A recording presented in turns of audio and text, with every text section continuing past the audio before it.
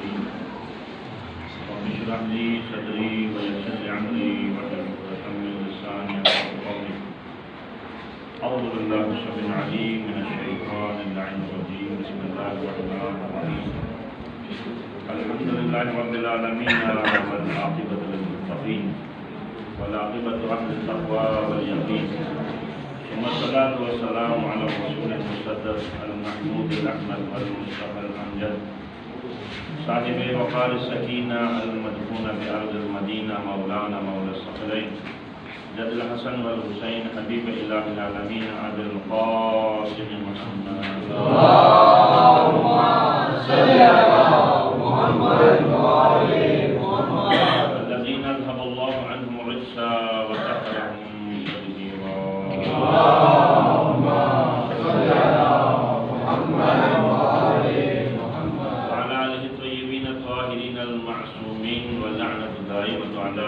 أعدائهم أجمعين إلى قيام يوم الدين أما بعد قال الله الحكيم في كلام المجيد والفرقان الحميد وهو أصدق القائلين وقوله الحق بسم الله الرحمن الرحيم والذي بعث في الأميين رسولا منهم يتلو عليهم آياته ويزكيهم ويعلمهم الكتاب والحكمة وإن كانوا من قبل لفي ضلال مبين صلوات الله اللهم صل على محمد وآل محمد اور اس کے کہ اپنی گفتگو کو آگے بڑھاؤں ایک مطلب رسول الحمد اللہ نجم شاہ صاحب کی ہم سب کی محمد تمام آباد مومن مومنات تمام شہداء رحمہ اللہ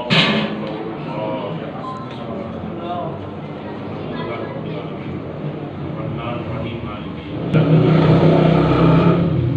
الدین صراط المستقیم صراط الذین أنعمت عليهم غير المغضوب عليهم ولا الضالين بسم الله الرحمن الرحيم بسم الله الرحمن الرحيم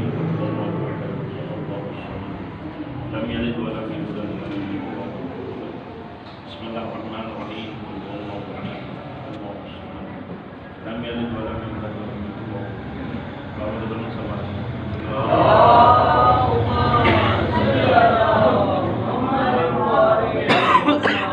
آج شہادت کی دو مناسبتیں ہیں، ایک جو ہے جد ہے اور ایک جو ہے نواسہ۔ نانا اور نواسے کی شہادت کا دن ہے۔ سرکار ختم مطلب حضرت محمد مصطفیٰ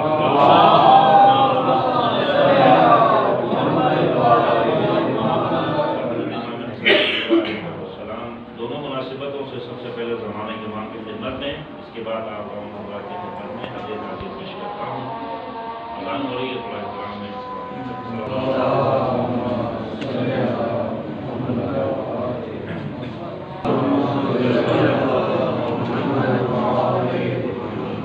عرب کا معاشرہ ایک ایسا بد یعنی تہذیب والا معاشرہ کہ جس معاشرے کے اندر جو ہے بیٹیاں پیدا ہونے پر شوق منایا جاتا ہے یا اس کو بیٹیوں کو زندہ دفن کیا جاتا ہے، لیکن بیٹا پیدا ہونے پر جو ہے خوشیاں مناتے ہیں۔ تو اللہ کے نبی نے حکم خداوندی سے، شریعت مقدسہ کی روح سے یہ ہمیں بتلایا کہ بیٹی تمہارے لیے رحمت ہے، رحمت کے متعلق تمہیں اجر دیا جائے گا۔ بیٹا اللہ کی نعمت ہے، نعمت کے متعلق سوال کیا جائے گا۔ یعنی کیا مقصد؟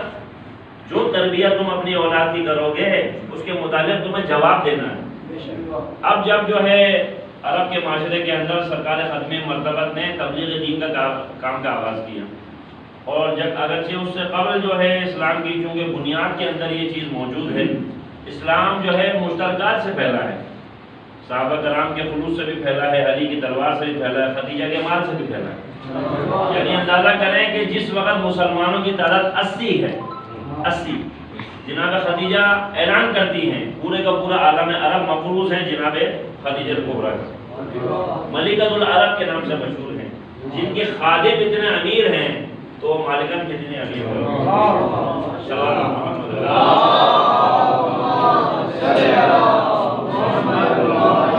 اعلان کر رہی ہیں کہ کل جو میرے شوہر محمد مصطفیٰ کے ہاتھوں پر کلمہ پڑھ کر ایمان لائے گا، میں خدیجہ اس کے قرضے کو معاف کر دوں۔ اعلان ہونے سے پہلے تعداد 80 ہے، اعلان ہونے کے بعد بن جاتی ہے تعداد 80,000۔ اگر 1 لاکھ درہم بھی قرضہ ہو تو سوچے کتنی دولت ہوگی۔ اگر آج کی سرمایہ دار عورت ہو کہ جو کسی کی عقد میں آ جائے یا کسی کے نکاح میں آ جائے اور وہ یہ کہے کہ جی میں آپ کے عقد میں آنے کی وجہ سے ساری دولت آپ پہ نشاور کرتی ہوں، اور خدا نہ کرے کل کو بات بگڑے تو کیا پلٹ کے کہے گی کہ بھئی تم تو تھے ہی کچھ نہیں، ہم نے تمہیں بنایا. مگر یہ واحد ذات خدیجہ ہے کہ جو کبھی بھی زبان پہ شکوہ نہیں لائی. شعب ابی طالب میں کہتے ہیں کہ لوگوں نے پتے کھا کر گزارا کیا، خدیجہ کی زبان پہ اف نہیں آئی. لہذا سرکار فرماتے ہیں کہ جب دنیا سے چلی گئی نا، پردہ فرما کے جناب خدیجہ کبریٰ سلام اللہ علیہا، تو اکثر جو ہے آپ تذکرہ فرمایا کرتے تھے. تو دوسرے ازواج کہتی تھی کب تک جو ہے اس بوڑھی کو یاد کرتے رہو. صلوات اللہ محمد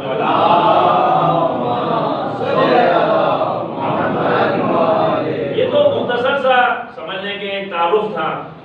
اسلام جو ہے مشترکات کا نام ہے. مسئلہ صرف اتنا ہے، اسلام صرف نماز روزے کا نام نہیں ہے، اسلام مشترکات کا نام ہے.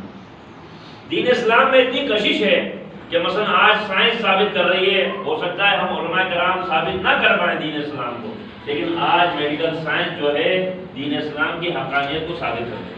مثلا سائنس بتاتی ہے کہ جی زمین میں کشش ثقل ہے، کوئی چیز آپ ہوا میں اٹھا لیں گے تو زمین اس کو کسب کرتی ہے، کیچ کرتی ہے. اس سے لاکھوں کروڑوں گنا کشش جو ہے ہمارے دین کے اندر ہے، لیکن ضرورت اس چیز کی ہے اس کو بصیرت سے پیش کریں. مقصد ایک مثال ہے، کچھ جیسا کم فہم بندہ جو ہے اپنے ذہن ناقص سے بات کرے گا. ہو سکتا ہے کہ میں اسلام کو اس کسوٹی کے مطابق نہ سمجھا سکوں جو ہمارا اسلام سمجھا کے گئے ہیں. تو کہنے کا مطلب یہ ہے گا جو میری ذمہ داری ہے، مسئولیت ہے، محراب و منبر دونوں کی مناسبت سے میں آپ سے ذکر کر رہا ہوں کہ اسلام جو ہے صرف 5 وقت نماز پڑھنے کا نام نہیں ہے. آپ نماز نہ پڑھیے. اچھا بہت سے لوگوں کو آپ نے دیکھا ہوگا جو مسجد کے کبوتر بنے ہوئے، سجدے کا نشان بھی آپ کو ملے گا، مسجد کے کبوتر بھی بن کے رہیں گے. لیکن وہی فرد ایسا ہے کہ جس سے اس کی بہن بھی ناراض، اس کا بھائی بھی ناراض، اس کے باپ بھی ناراض، اس کی ماں بھی ناراض، یعنی سوسائٹی کا ہر فرد جو ہے اس سے اکھڑا ہوا ہے. مگر وہ دین کا سب سے بڑا کبوتر بھی مسجد کا وہ بنا ہوا ہے. تاریخ ثابت کرتی ہے نا، حشام کہتے ہیں حشام نام کا بندہ تھا، مسجد کا کبوتر بنا ہوا تھا. اس کا باپ کہتے ہیں حاکم تھا. یہ اس وقت تک مسجد کا کبوتر بنا ہوا، کہتے ہیں امامت المسجد، مسجد کا کبوتر. اور کہتے ہیں جیسے کسی نے آگے بتایا نا کہ بھائی تیرے باپ کا انتقال ہو گیا، تو کہتے ہیں نعوذ باللہ تاریخ ثابت کرتی ہے اس نے قرآن کے اوپر یعنی کہتے ہیں تیر سے حملہ کیا اور کہا ھذا فراق بینی و بینک، آج کے بعد میرے اور تیرے درمیان جدائی ہے. اور نصیحت کرتا ہے جیسی حال دیکھیں جب تک یہ اقتدار کے بھوکے لوگ ہیں، ان کو دین سے کوئی غرض نہیں ہے، نہ ان کو خدا سے کوئی غرض ہے. یہ صرف اقتدار کے بھوکے ہیں، تو لہٰذا انہوں نے کیا کیا، جب تک کچھ نہیں ملا تھا مسجد کے کبوتر بنے ہوئے. جیسے کچھ مل گیا تو دین تو چھوڑو، خدا کے نام سے بھی گئے. اور کہتے ہیں خبردار آج کے بعد کوئی مجھے تقویٰ کی نصیحت نہیں کرے، لیکن آل محمد کے دروازے پہ آ جائیے، آپ کو خدا بھی سمجھ میں آئے گا، دین کی بھی تعلیم ملے گی. آپ دیکھیے نا، کہتے ہیں کہ امام زین العابدین علیہ السلام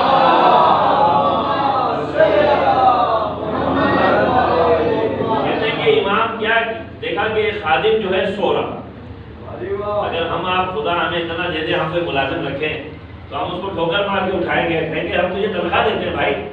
ہم اس کو ہو سکتا ہے سانس لینا ہم اس کا مشکل کر دیں، کیونکہ ہم اس کو پیسے دے رہے ہیں تو ہر چیز میں ہم جتلائیں گے، اس کو اٹھنا بیٹھنا کھانا پینا سب گنوائیں گے.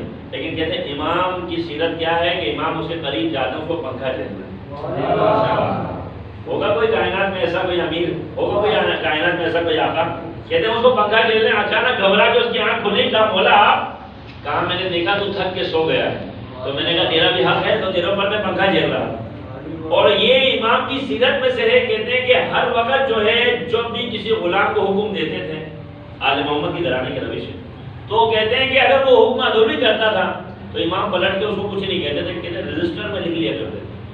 اور جب شب قدر آیا کرتی تھی اس کو غلام کو بلاتے تھے، کہا فلاں دن فلاں تاریخ کو میں نے تجھے حکم دیا تھا، تو میرے حکم عدول نہیں کیا، میرا حکم نہیں مانا. کہا میں نے نہیں مانا.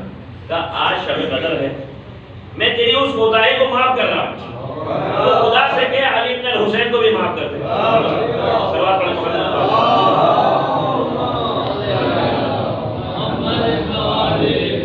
والذی بعث بالامین رسولا، یعنی ہم نے انہی میں سے ایک رسول بنا کر بھیجا. ویزکیہم، جو ان کو جو ہے کتاب و حکمت کی تعلیم کرتا ہے، تعلیم دیتا ہے، ان کو تزکیہ نفس کرتا ہے. وَيُعَلِّمُهُمُ الْكِتَابَ وَالْحِکْمَةَ وَإِنْ كَانُوا مِنْ قَبْلُ لَفِي ضَلَالٍ مُبِینٍ، حالانکہ اس سے پہلے وہ کھلی گمراہی میں موجود تھے۔ وہ رسول کے جنہیں تہذیب زندگی سکھائے، جو لباس نجس ہونے پر کیا کرتے تھے؟ لباس کو کاٹتے تھے۔ آپ ذرا سوچئے کہ اگر کوئی شخص جو ہے جگہ جگہ سے لباس کو کاٹے، اس لباس کی یعنی کیا حیثیت ہوگی؟ تو لہٰذا رسول تہذیب زندگی بتا رہے ہیں کہ اگر لباس نجس ہو اس کو دھونا ہے، پاک کرنا ہے، کاٹنا نہیں ہے۔ بیٹی دفن نہیں کرنا ہے، بلکہ بیٹی جو ہے حرمت کا ذریعہ ہے، بیٹی کی تربیت کرنی ہے۔ اور جب لوگوں نے عقل کا دانہ دینا شروع کیا نا رسول کو، تو کہتے ہیں اللہ کے نبی کو بڑی اذیت ہوئی۔